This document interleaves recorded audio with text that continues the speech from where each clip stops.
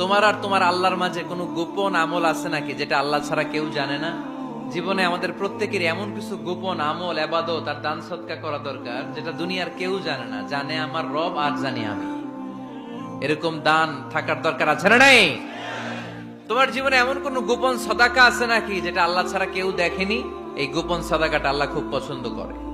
এখানে মাদ্রাসা, আজকে আমার ভাই অমুক ভাই দিবেন 2 লক্ষ টাকা, বলেন মারহাবা। এটা উনি আল্লাহর জন্য দিতে পারে, মারহাবার জন্য দিতে পারে, ঠিক কিনা?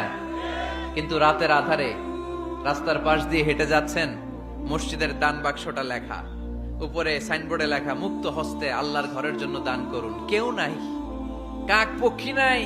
রাত বাজে 2টা, হঠাৎ করে পকেট থেকে 1000 টাকার বা 100 টাকার কচকচে নোটটা আপনি দান করে দিলেন। ওই দানটা 1 কোটি টাকার দানের চেয়েও বড় দান।